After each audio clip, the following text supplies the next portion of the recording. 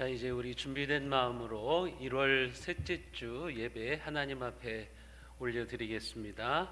하나님은 영이시니 예배하는 자가 신령과 진정으로 예배할지니라.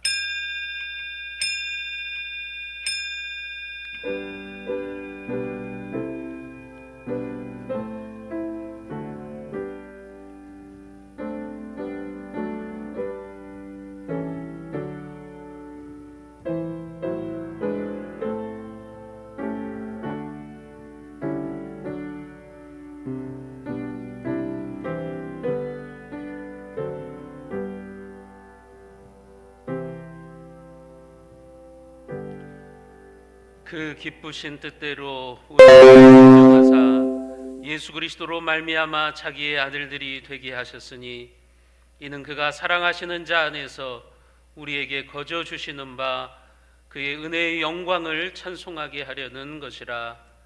변함없이 우리에게 은혜를 베푸시는 하나님 아버지, 아침에는 주의 인자하심을 보여주시고 밤에는 주의 성실하심을 바라보며 주의 이름을 드높이는 하나님의 백성으로 우리를 살아가게 하시니 참으로 감사합니다. 오늘 이 시간에도 거룩하신 성삼위 하나님께서 친히 이곳에 임재하셔서 주님의 은혜를 간절히 사모하는 심령 위에 역사하여 주옵소서. 연약한 우리로 강건하게 하시고 고단한 자에게는 새 힘을 주시고 상처난 마음을 긍휼의 손길로 어루만져 주옵소서. 우리 주 예수 그리스도의 이름으로 기원하옵나이다. 아멘.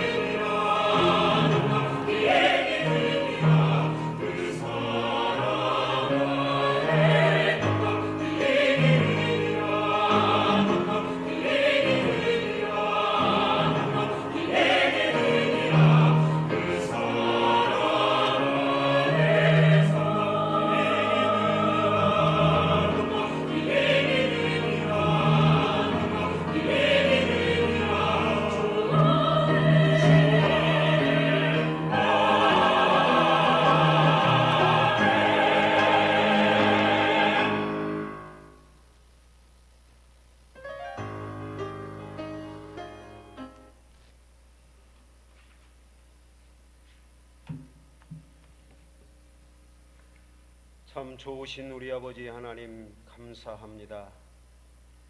지금도 시간과 공간을 초월하여 계시며 일하시는 우리 아버지 하나님, 하나님의 택한 백성들을 불꽃 같은 눈으로 지키시고 보호하여 주셔서 감사합니다. 우리 세선의 식구들 한자리에 모여 예배 드리지는 못하지만 온라인으로 가정에서 가족들과 함께 예배 드립니다. 소홀함이 없는 정성으로 준비된 예배 드리게 하여 주옵소서. 이 시간 성령 하나님의 교통하심과 역사하심이 예배 드리는 가정마다 심령마다 임하셔서 고넬료의 가정에 내리신 성령 충만함을 모두 경험하는 은혜의 시간 되게 하여 주옵기를 소원합니다. 아버지 하나님, 올 한해도 성도가 생명처럼 사랑하고 지키고 실천해야 할 말씀을 주셔서 감사합니다. 하나님을 사랑하고 믿음으로 살아가는데 꼭 필요한 예배와 말씀과 기도가 회복되는 한 해가 되게 하여 주옵소서. 부지런하여 영적으로 사는 일에는 미루거나 포기하지 않게 하여 주옵기를 원합니다. 예배와 말씀과 기도는 우리 영적 생활의 무기며 생명입니다. 하나님을 찾고 부르짖는 생명의 기도가 우리 모두 회복되게 하여 주옵소서. 영혼의 양식인 말씀을 날마다 읽고 듣고 배워서 능력 있는 하나님의 사람으로 온전하게 세워주시고 회복시켜 주옵기를 원합니다. 우리는 하나님의 은혜를 많이 받고 누려야 이 재앙의 때에 넘어지지 않고 약해지지 않고 담대하게 살 수 있습니다. 2021년도 우리 사랑하는 새순의 성도들 영적 회복이 되어서 믿음의 축복이 증거로 나타나게 하여 주옵소서. 여호수아와 갈렙처럼 날마다 긍정적이고 생산적인 믿음과 용기를 주옵소서. 성령 하나님이 우리와 항상 함께 하시고 일하시고 동행하심을 삶으로 경험하면서 살아가는 우리 성도들 되게 하여 주옵기를 원합니다.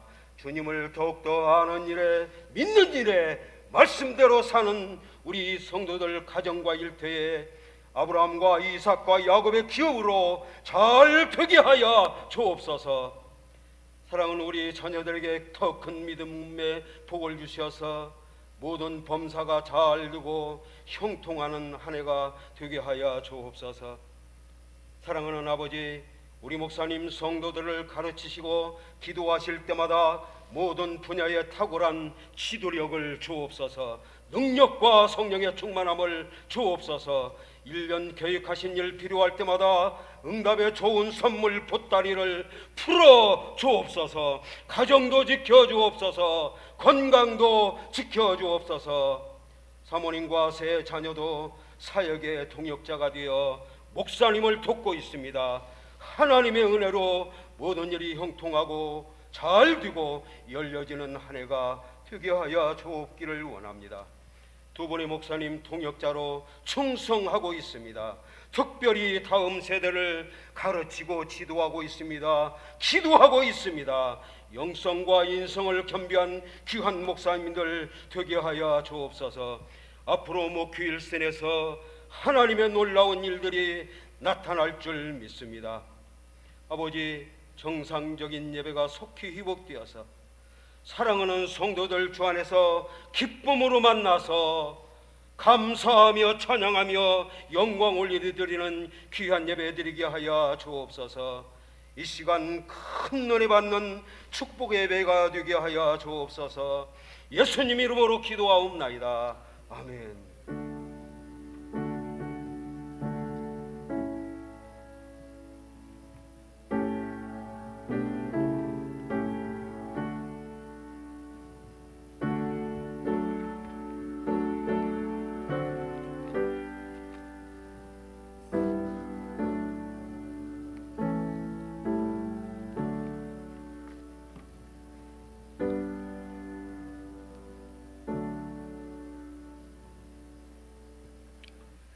정성껏 준비한 예물을 하나님 앞에 봉헌합니다.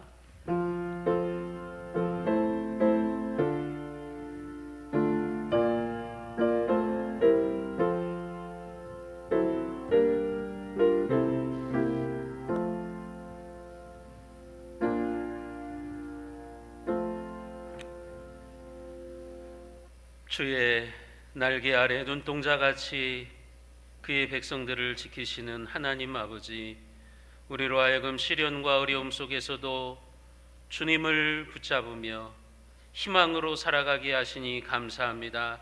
그 주님의 은혜에 감격하여 11조로 드립니다.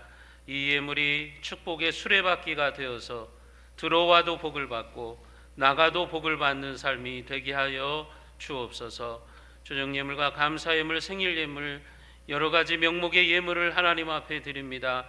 드리는 예물이 더 크고 풍성한 감사의 못자리가 되게 하여 주옵소서.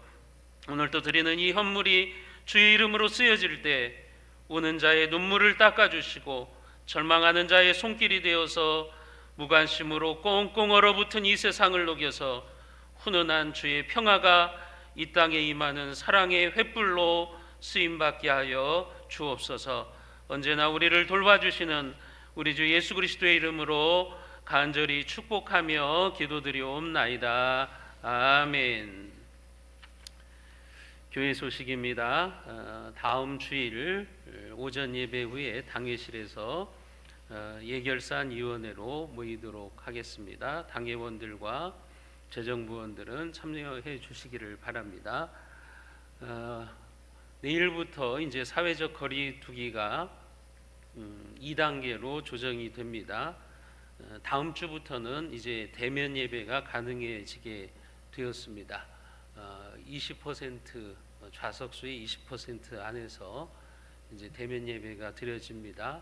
예전에 했던 것처럼 본당과 교육관과 그리고 소예배실을 통해서 함께 예배드리는 시간이 될 것입니다. 다음 주부터는 대면 예배가 진행된다는 것 기억하시고 여러분들 함께 모여주시기를 바랍니다.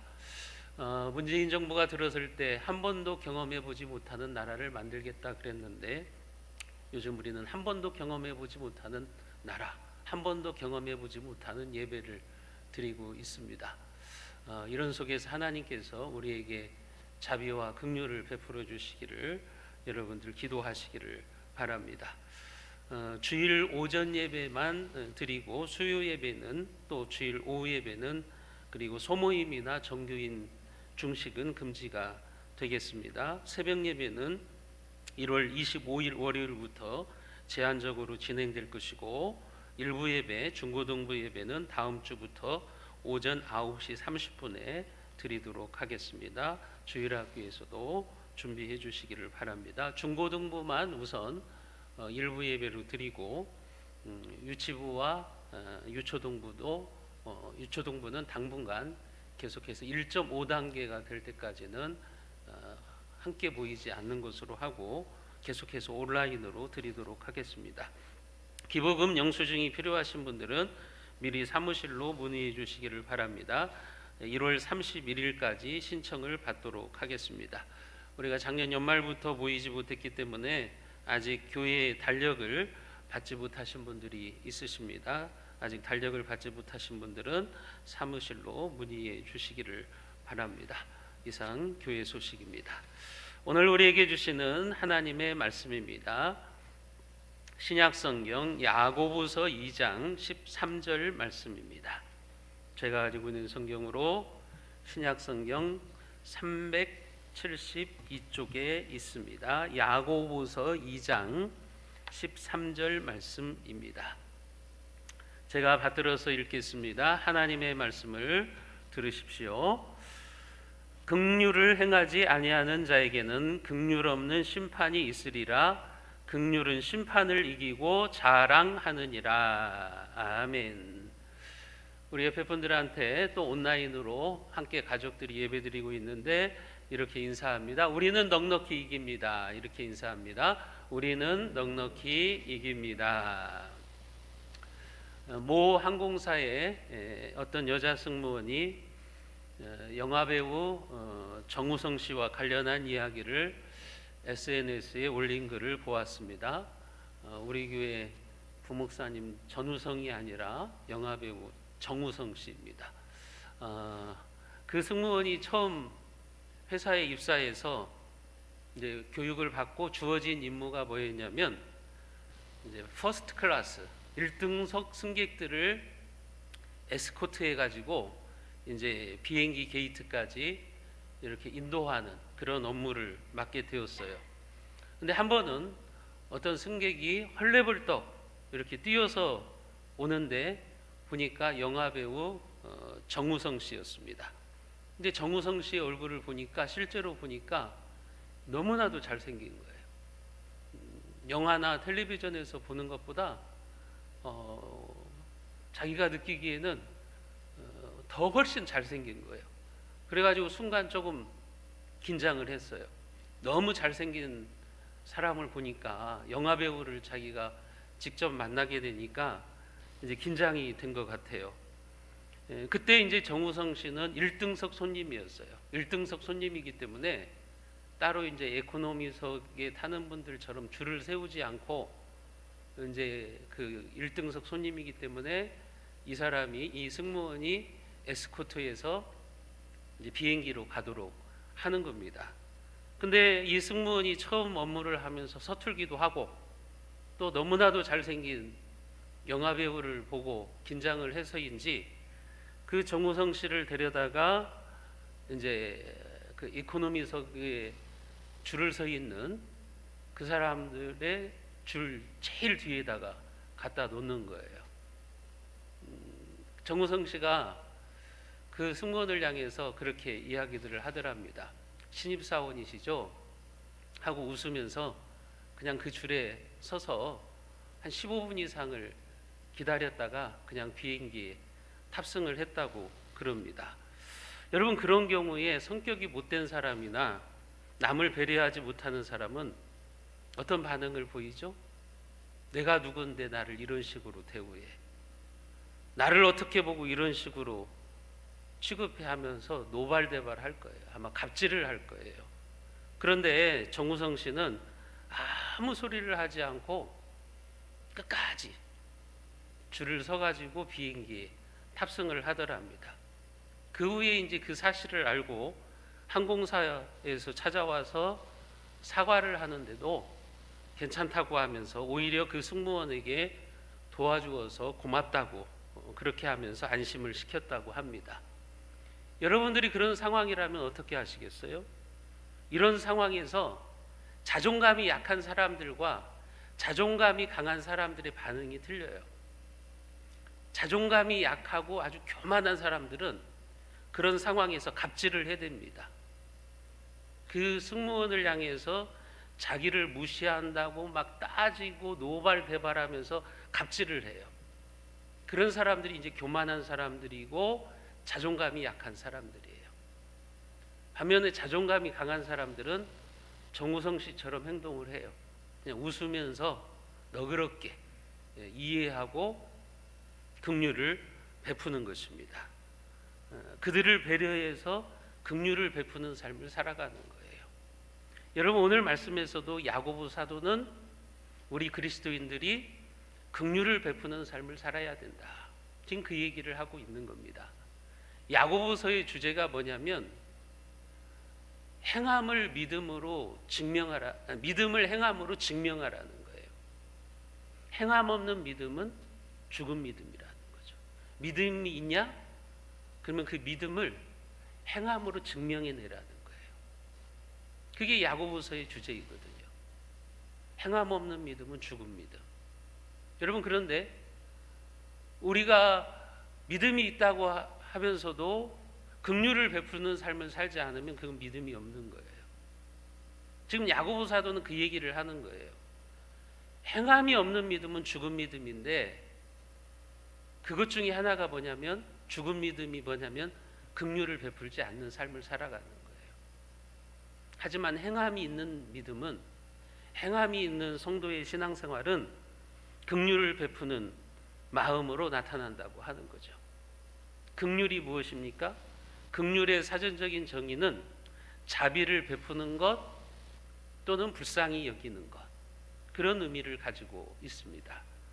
그러니까 긍휼이라고 하는 것은 가엾은 일을 보면 가엾게 여기는 것이고 가슴 아픈 일을 보면 함께 아파하는 마음이에요. 이해하고 공감해야 긍휼의 마음이 나오는 겁니다. 상대방을 이해하지 못하면 긍휼의 마음이 나올 수가 없어요. 앞에서 말씀드렸던 것처럼 영화배우 정우성 씨가 그 신입사원을 이해하고 자비로운 마음을 가지고 있으니까 거기에서 긍휼이 나오는 거예요. 근데 그렇지 않으면 긍휼을 행할 수가 없는 것입니다. 한 번은 인도의 간디가 막 출발하려고 하는 기차에 올라탔을 때 실수를 해가지고 신발 한 짝이 벗겨져서 기차역의 땅바닥에 떨어진 일이 있어요. 이미 기차는 출발했기 때문에 그 떨어진 신발을 집을 수가 없습니다. 그런데 간디가 갑자기 신고 있던 한 짝 신발마저도 벗어가지고 떨어진 신발 옆에 던지더랍니다. 사람들이 왜 그러냐고 물어봤어요. 그랬더니 간디가 이렇게 말합니다. 혹시 가난한 사람이 저 신발을 줍게 되면 한쪽 신발만 가지고는 쓸모가 없기 때문에 나머지 한쪽 신발도 던져주었다. 그렇게 대답을 했습니다. 여러분, 이처럼 값싼 신발 한 짝에도 상대방의 배려의 마음을 얹어주는 것이 긍휼이에요. 값싼 신발 한 짝에도 내 마음을 얹어주는 것이 긍휼이에요. 그게 바로 긍휼의 마음이라고 하는 것입니다. 탈무드에 보면 유대인들의 교훈집이죠. 그 탈무드에 보면 유대인들이 자기의 자녀들을 지혜롭게 교육시키는 그런 이야기가 나옵니다. 근데 거기에 보면 이런 이야기가 나와요. 어떤 아버지가 아들에게 이웃집에 가서 낫을 좀 빌려와라 이렇게 이야기를 했습니다. 그런데 아들이 이웃집에 갔다 와서 그렇게 이야기를 합니다. 아버지, 매몰차게 거절당하고 왔어요. 낫을 안 빌려준다고 그럽니다. 며칠 후에 반대로 그 이웃이 이 사람의 집에 낫을 빌리러 왔습니다. 근데 아버지는 아들에게 낫을 빌려주라고 이야기를 합니다. 그러니까 아들이 항변을 하는 거예요. 아버지, 며칠 전에 저 사람이 우리 집에 필요해서 낫을 좀 빌려달라고 했는데 매몰차게 거절했는데 왜 우리는 낫을 빌려줘야 됩니까? 그렇게 아들이 항변을 합니다. 그때 아버지가 아들에게 지혜를 가르치는 거예요. 그 아버지가 아들에게 뭐라고 말하냐면 이렇게 이야기를 합니다. 저 집에서 우리 집에 낫을 빌려주지 않았기 때문에 우리도 빌려줄 수 없다. 이것은 복수다.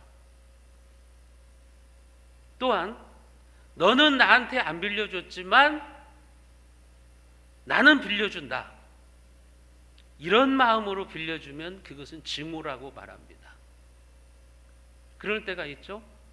너는 나한테 그렇게 행했지만 나는 그렇게 행하지 않아 하면서 자기 의를 내세우면서 하는 거죠. 그게 증오라고 하는 거예요. 증오. 이어서 아버지가 그 아들에게 이렇게 말합니다. 우리가 저 사람에게 거절당했다는 것을 다 잊어버리고 그냥 저 사람이 낫이 필요하니까 빌려주는 것, 그것이 바로 긍휼이다. 이렇게 아들에게 가르쳐 주는 거죠. 사랑하는 성도 여러분, 여러분들은 어떤 마음을 가지고 계십니까? 복수하는 마음으로 살아가십니까? 증오하는 마음으로 살아가십니까? 아니면 긍휼의 마음으로 살아가십니까? 우리가 모두 하나님의 긍휼을 받은 사람들이에요. 우리가 하나님의 긍휼을 받은 믿음의 사람이기에 우리가 긍휼의 심장을 가지고 신앙생활을 할 수 있어야 됩니다. 그래서 여러분들의 믿음이 위선이 아니라 행함이 없는 믿음이 아니라 행함이 있는 믿음임을 증명할 수 있기를 주님의 이름으로 부탁을 드립니다. 여러분, 왜 우리가 긍휼의 삶을 살아가야 돼요? 왜 긍휼의 마음을 가지고 우리가 살아가야 될까요? 그것은 우리가 믿는 하나님이 긍휼의 하나님이시기 때문에 그래요. 고린도후서 1장 3절에 보면 이렇게 말합니다. 찬송하리로다. 그는 우리 주 예수 그리스도의 하나님이시요 자비의 아버지시요 모든 위로의 하나님이시며 자비의 아버지라고 말합니다. 여기 자비의 아버지라는 말이 긍휼의 하나님이라는 말이에요. 우리가 믿는 하나님은요, 긍휼의 하나님이십니다.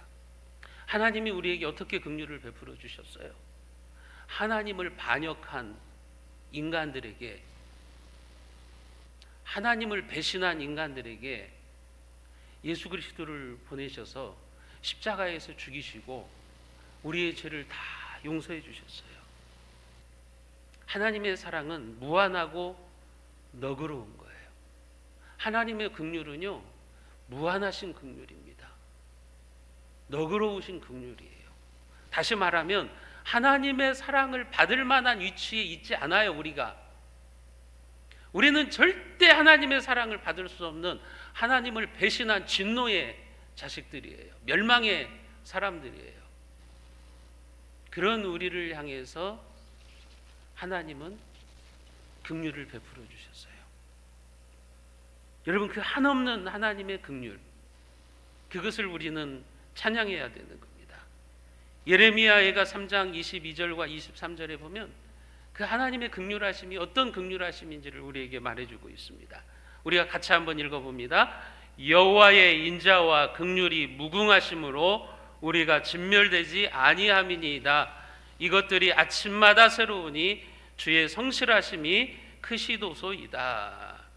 여호와의 인자와 긍휼이 무궁하시다고 말씀하고 있어요. 우리 하나님은요, 무궁하시게 우리를 긍휼히 여기시는 분이십니다. 그래서 우리가 구원을 받은 겁니다. 그래서 우리가 천국 백성이 된 겁니다. 우리 하나님은 긍휼이 무한하시기 때문에 우리가 지옥 백성이 아니라 천국 백성이 된 것입니다. 여러분, 사도 바울도 우리에게 말합니다. 골로새서에 보면 그리스도인들이 어떻게 살아가야 되느냐, 삶의 원리를 말하면서 우리에게 긍휼을 옷 입으라고 말합니다. 성도는 긍휼을 옷 입고 살아가는 사람이다. 다시 말씀드리면 매일같이 우리가 옷을 입는 것처럼 우리가 매일의 삶 속에서 긍휼을 옷 입고 살아가라, 성경은 그렇게 말씀을 하고 있는 거예요. 여러분, 하나님의 백성이라면 우리는 보복과 증오의 옷을 벗어버리고 자비의 옷을 입어야 되는 거예요. 미움의 옷을 벗어버리고 긍휼의 옷을 입어야 되는 거예요. 그게 행함이 있는 믿음이라고 성경은 말하고 있는 겁니다. 여러분, 그러면 우리는 어떻게 해야 긍휼을 베푸는 삶을 살 수 있을까요? 긍휼을 베풀기 위해서는요, 입장 바꿔서 한번 생각해 보셔야 돼요.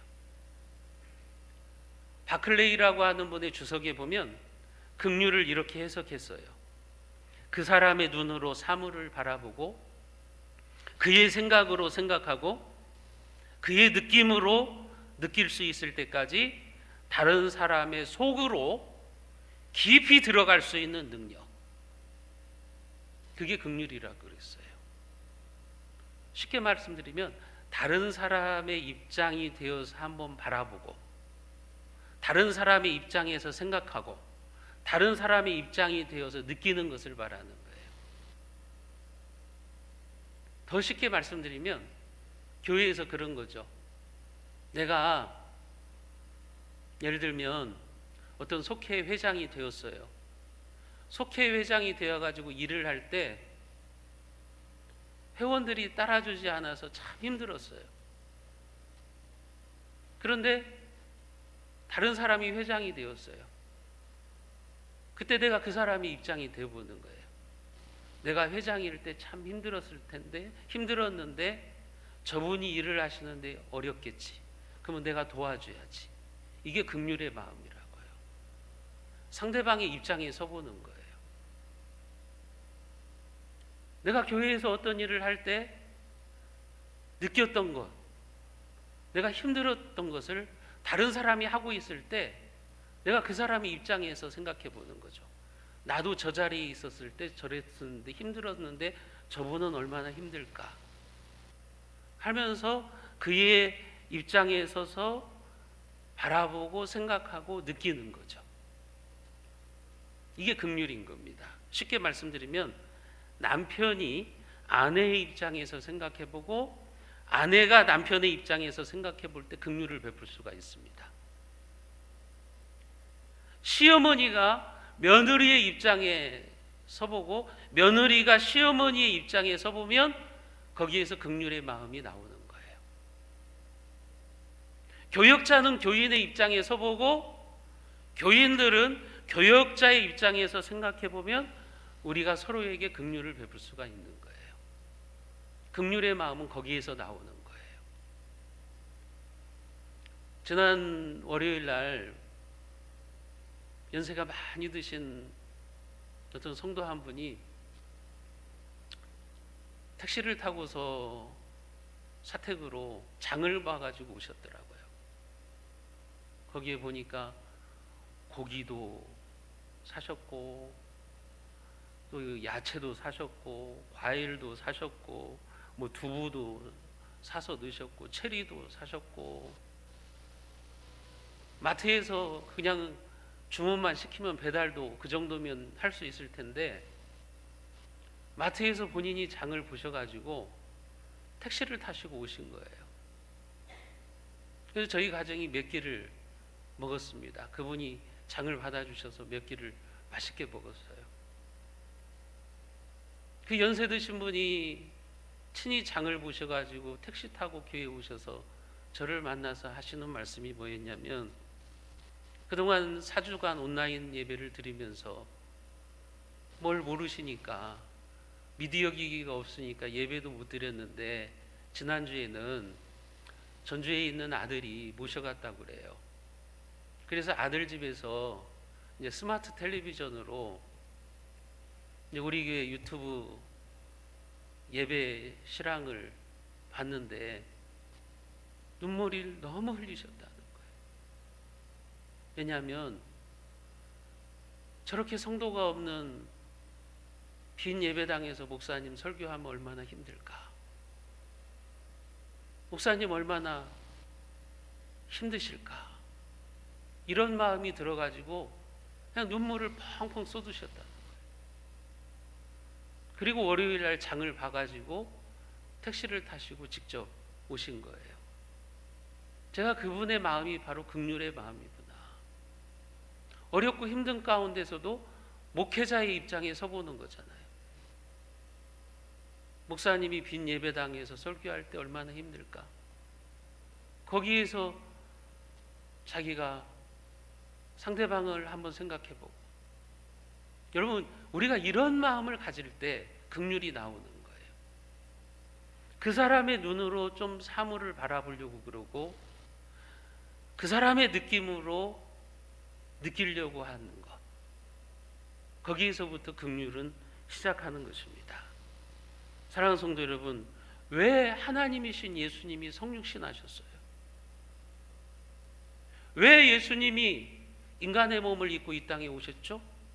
우리 입장에서 생각하시고 느끼고 우리가 당하는 고통을 그대로 경험하시기 위해서 그런 거예요. 인간의 몸을 입고 우리의 이치로 내려오신 거예요. 그래서 우리처럼 배고파하시고요, 우리처럼 피곤해하시고요, 우리처럼 절망도 경험해 보시고요. 그러니까 우리를 구원해 주실 수 있는 겁니다. 주님이 우리를 이해하고 공감하며 긍휼을 베푸셨기 때문에 우리가 구원을 받을 수 있었던 겁니다. 그렇다면 오늘 우리도 긍휼을 옷 입고 살아가야 됩니다. 사랑 우리 새순의 권속들은 이 예수님의 마음을 본받아서 매일매일 긍휼을 옷 입고 서로를 이해하고 공감하면서 그렇게 행복하게 신앙생활하는 우리 교회가 될 수 있기를 주님의 이름으로 부탁을 드립니다. 여러분, 그 긍휼의 행위론적 의미가 뭐예요? 오늘 본문이 우리에게 가르쳐 주십니다. 오늘 야고보서 2장 13절 말씀을 우리가 같이 한번 읽어보겠습니다. 야고보서 2장 13절 같이 봅니다. 긍휼을 행하지 아니하는 자에게는 긍휼 없는 심판이 있으리라. 긍휼은 심판을 이기고 자랑하느니라. 긍휼을 행하지 아니하는 자에게는 긍휼 없는 심판이 있겠다. 다시 말씀드리면 이런 말이에요. 자기는 다른 사람들에게 긍휼을 베푸는 삶을 살지 않으면서 하나님의 긍휼은 기대하지 말라는 거예요. 예컨대 여러분이 마음에 들지 않는 어떤 사람이 있어요. 그 사람을 향해서 당신 나에게 걸리면 끝장이야. 마음속에 쇠고리를 걸고 있는 거예요. 당신 그런 식으로 나에게 행동했지? 그렇다면 한 번 나한테 걸리면 당신 끝장이야. 그런 생각을 품고 있다가 그 사람의 잘못을 발견했을 때 그냥 가차없이 행동하는 거죠. 긍휼을 행하지 않는 거예요. 잘못을 지적하면서 그냥 매몰차게 구는 거예요.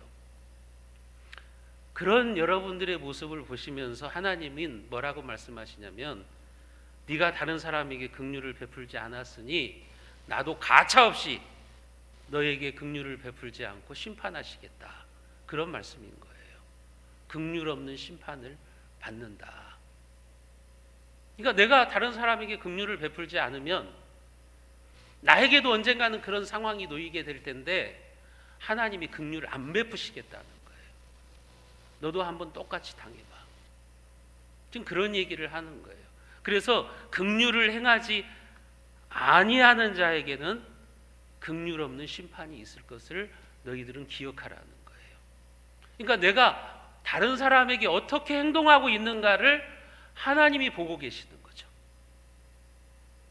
하나님이 보고 계시면서 내가 다른 사람들에게 긍휼을 행하지 않으면 믿음의 사람인데도, 하나님을 믿는 믿음의 사람이라고 하면서도 긍휼을 행하지 않으면 하나님이 나중에 나에게도 긍휼 없는 심판을 행하시겠다고 이야기를 하고 계시는 거예요. 여러분, 긍휼을 베풀지 않는 삶을 살아가는 사람은 주님의 심판대 앞에서도요, 하나님으로부터 긍휼 없는 심판을 받습니다. 쉽게 말씀드리면 이 세상을 살면서 내가 다른 사람들에게 행한 대로 받는다는 원리예요. 하지만 내가 긍휼을 베푸는 삶을 살면 주님이 내 삶을 심판하실 때, 내 인생을 평가하실 때 긍휼을 보여주시겠다는 거예요. 그래서 오늘 말씀 야고보서 2장 13절에 보면 긍휼은 심판을 이긴다, 이렇게 말씀하고 있는 거예요. 긍휼이 심판을 이기는 겁니다.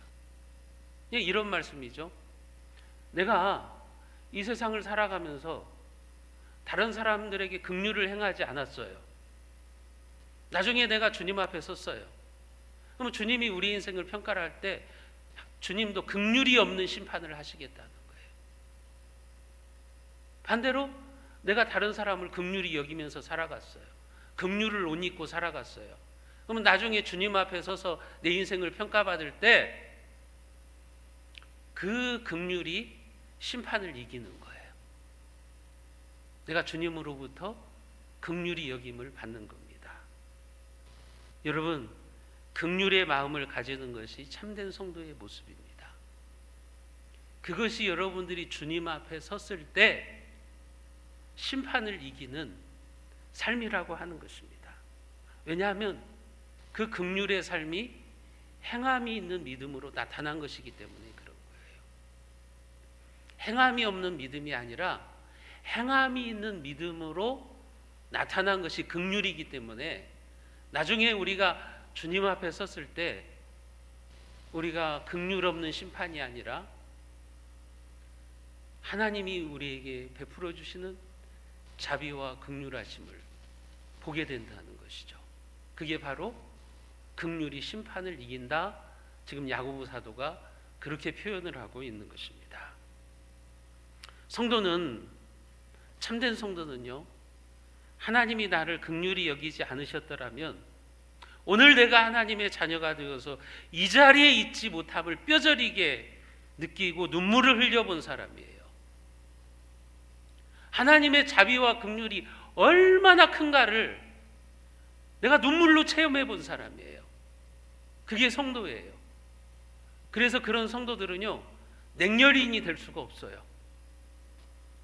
그런 하나님의 긍휼을 경험한 성도는요, 다른 사람들에게 매몰찬 냉혈인으로서 살아갈 수 없는 거예요. 왜 그런 거죠? 내가 하나님의 긍휼을 경험했는데, 내가 하나님의 무한한 긍휼을 경험했는데, 내가 어떻게 다른 사람들에게 함부로 행할 수가 있어요? 다른 사람들에게 냉혈인으로 어떻게 살아갈 수가 있어요? 그렇게 될 수 없다는 거예요. 그래서 내가 믿는 하나님 아버지의 자비로우심 같이 자비로운 사람이 되는 것입니다. 긍휼의 사람이 되는 거예요. 우리 예수님께서 제자들에게 그렇게 말씀하셨죠. 너희는 가서 내가 긍휼을 원하고 제사를 원치 아니하노라 하신 뜻이 무엇인지를 배워라. 내가 긍휼을 원하고 제사를 원치 않는다 그랬어요. 여러분, 제사보다 더 중요한 것이 긍휼이라고 하는 거예요. 예배보다 더 중요한 것이 긍휼의 마음을 갖고 있는 것이라고 이야기를 하고 있는 거예요. 긍휼을 베풀지 않는 삶을 살면서도 버젓이 드리는 예배는 위선이고 외식이라고 경고하시는 거예요. 주님은 구약을 인용하신 거예요. 하나님은 긍휼을 원하고 제사를 원치 않으신다. 그러니까 아무리 예배를 빠지지 않고 열심히 드려도 다른 사람들을 향한 긍휼의 마음이 없다면 알맹이가 빠진 예배를 드려버린 겁니다. 예수님이 그래서 그런 교훈을 우리에게 주시는 거예요.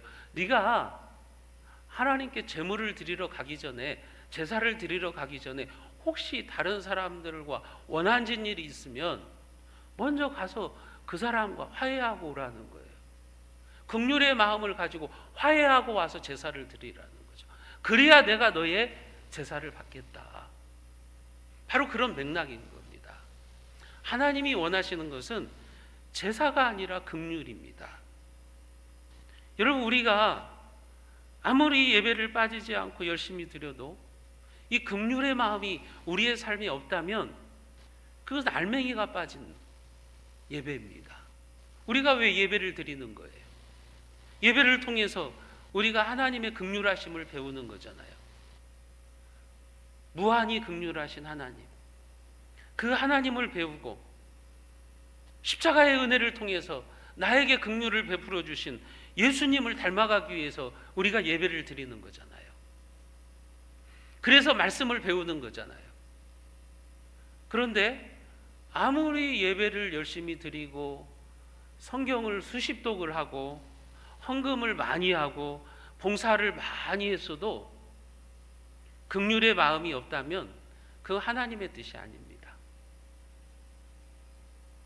여러분, 지금 주님은 우리의 어떤 신앙적인 행위들, 그러니까 예배라든지 헌금이라든지 봉사라든지 이런 것이 필요 없다고 말씀하시는 게 아니에요.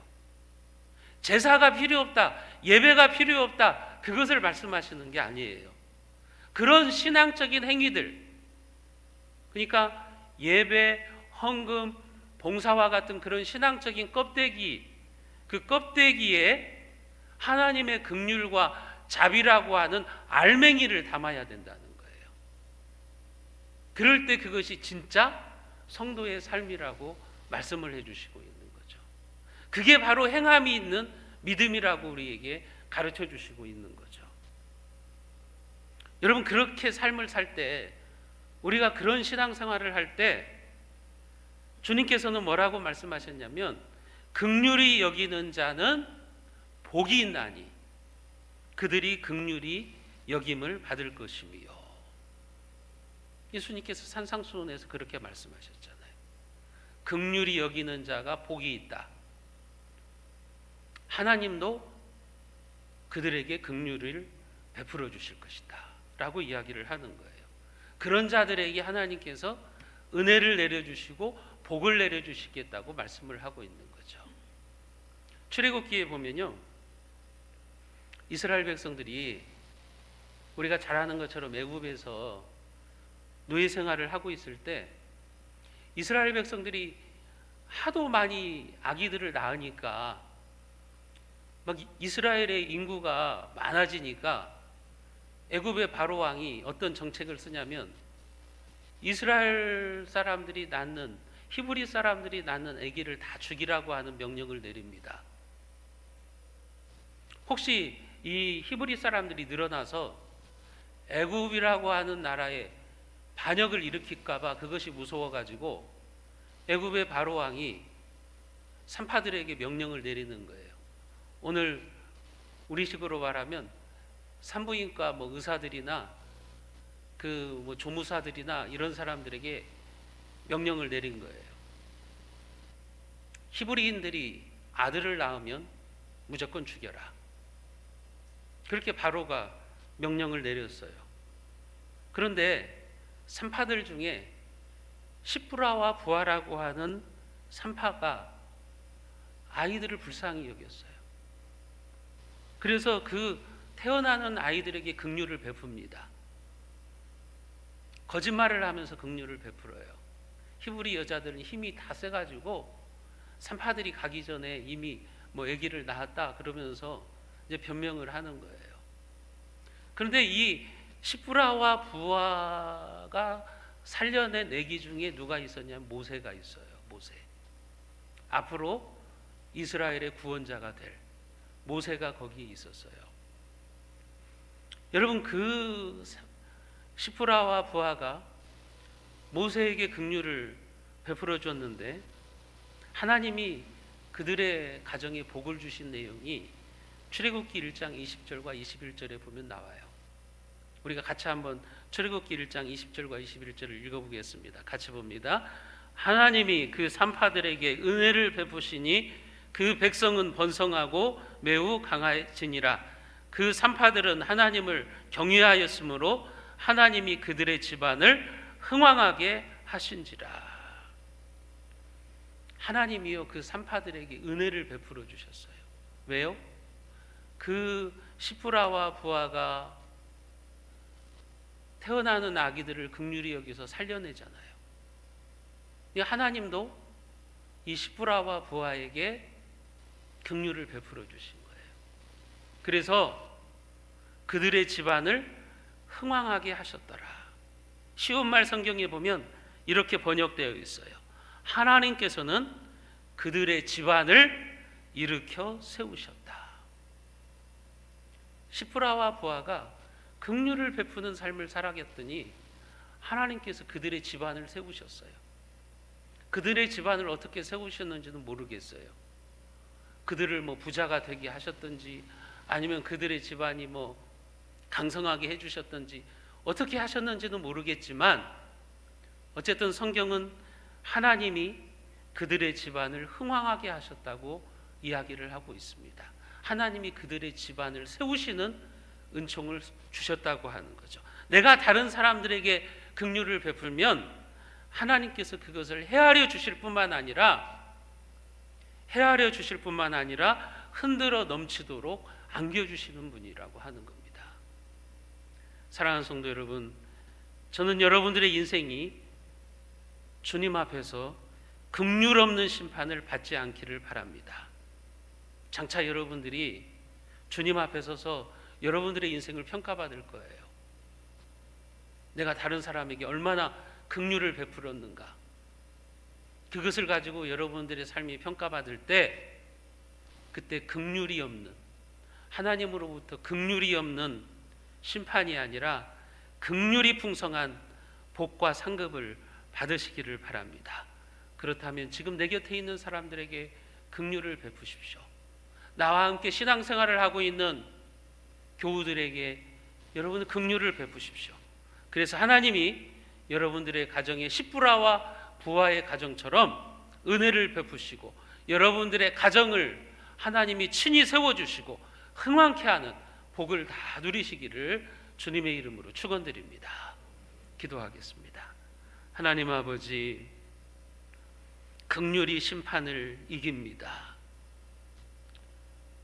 하나님의 그 무한하신 긍휼하심으로 우리가 구원을 받았고 그 십자가의 사랑으로 우리가 영원한 진노의 자식이 아니라 이제 하나님의 자녀가 되었음을 알게 하여 주시옵소서. 행함이 없는 믿음은 죽은 믿음인데 우리의 그 행함이 다른 사람들을 향한 긍휼의 마음으로 나타나야 된다고 말씀하십니다. 긍휼히 여기는 자는 복이 있나니 그들이 하나님으로부터 긍휼히 여김을 받을 것이라고 말씀하십니다. 우리의 삶이, 우리의 인생이 주님 앞에 서서 평가받을 때 긍휼 없는 심판이 아니라 하나님의 긍휼이 풍성한 상급을 받는 인생이 되게 하여 주시옵소서. 우리 주 예수 그리스도의 은혜와 하나님 아버지의 무한하신 사랑하심과 성령 하나님의 교통교제 인도하시는 역사가 내가 믿는 긍휼하신 하나님의 마음을 닮아서 미움과 증오의 옷을 벗어버리고 자비와 긍휼의 옷을 입고 하나님의 은총과 복을 누리기를 소원하는 사랑하는 우리 세순의 모든 권속들 머리 위에 그 가정과 온 교회 위에 이 나라와 이 민족 위에 우리의 선교지 위에 지금부터 영원까지 함께 있을지어다. 아멘.